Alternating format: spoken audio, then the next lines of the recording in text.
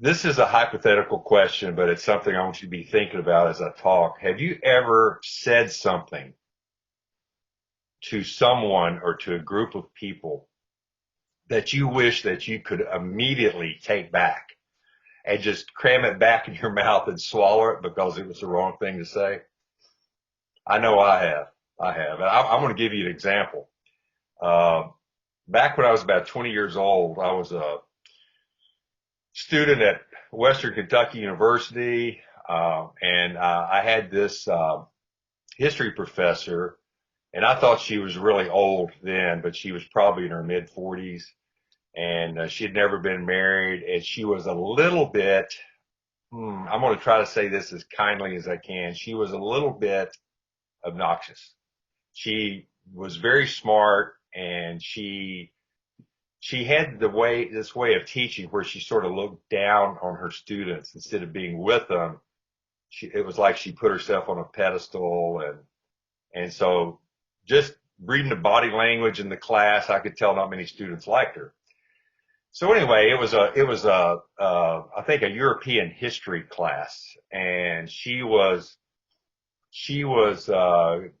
had told us that she wanted to show us a slide presentation of a trip where she had been to Europe.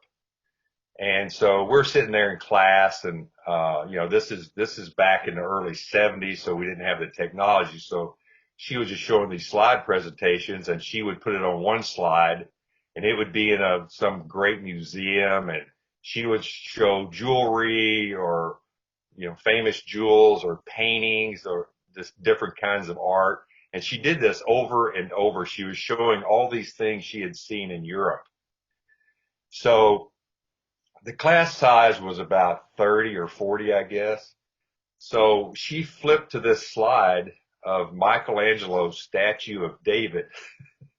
And I don't know if you guys remember this statue, but basically the statue shows David in all of his glory. And so as soon as that slide came up, I said, Dr. Crow, have you ever seen anything like that? And, so obviously the wrong thing to say. So I had a strong B going in that class, and I finished with a D. So that gives you an indication of what she thought about that. And I should have told you that every time she would show a slide, she would say, I bet none of you have ever seen anything like that before. And then so when she got to the slide of David, I said, I bet you've never seen anything like that before. And so it wasn't a cool thing to say. I thought it was at the time, and I got a laugh, but when I got my grades, it wasn't so good. Uh, and I want you to think about that, not the bad part of it, but kind of think about that story a little bit as we go on, because there's something at the end that I'm going to try to tie this together. But, it seems like everybody has a slip of the tongue. Even famous, influential people, they have a slip of the tongue. When they have a slip of the tongue, it's on national television. And so, but sometimes when it's politicians, it's not just a slip of the tongue. Sometimes it's a jab at the tongue or of the tongue, or sometimes it's a stab because they use words to damage people. And they sort of made it into an art form. And so when they're jabbing and stabbing people with their tongue, what does that do? It creates a type of darkness in their hearts, and it kind of spreads it to all of us. It kind of causes us to maybe think of things that we shouldn't think of, or maybe hate a little more than we ought to. We shouldn't hate at all. So I've even heard theologians say sharp things to other theologians that may disagree with them, and that may be okay in a setting where that's just the two theologians talking.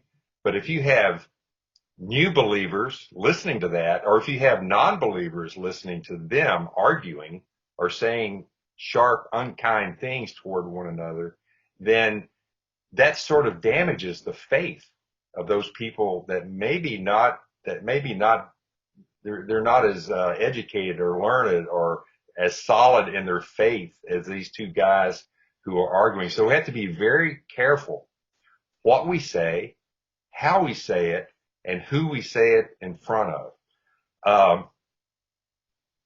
For you guys that are a little bit of a history buff like I am, you'll know that John Adams and Thomas Jefferson used to say a lot of sharp words to each other.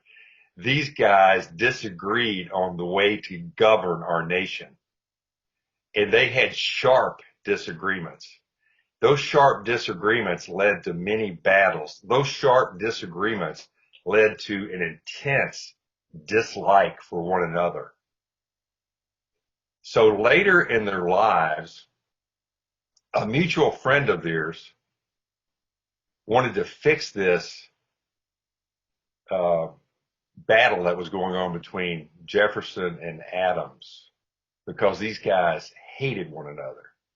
And he thought, these are two great men, two great leaders, and this is not a good thing for them to spread this hate for one another around our young nation. So he got these guys together and they started writing letters to each other. And these letters have become known as the Adams-Jefferson letters. They're a priceless part of our history, because some of the things that they wrote to each other, these letters, and so they mended fences, they reconciled, and they wrote these letters that are precious to our history, that talk about the different ways to govern in our nation and how we should get along and how we should govern. So here's an interesting sidebar to that story. And some of you know this, but Thomas Jefferson and John Adams, they died in their homes on the same day, on July 4th, exactly 50 years after they signed the Declaration of Independence. Now, is that an accident?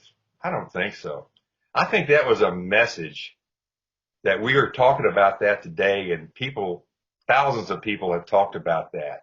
And they talked about how these two great leaders didn't like each other, but later in their life they reconciled, and they have given us so much of our rich history. So, wrapping this up, what did Jesus say about the tongue and why we have slips of the tongue? What did he say about that? And he wanted to know why we speak in anger. This is what he said. Matthew 12:34 says, out of the overflow of the heart, the mouth speaks. Out of the overflow of the heart, the mouth speaks. So what does that say? Maybe sometimes those slips of the tongue aren't slips of the tongue. It's just what's in our heart. That nasty thing I said to that professor in 1971, I still remember that. She probably doesn't remember that. But I said it because I had not very kind things in my heart.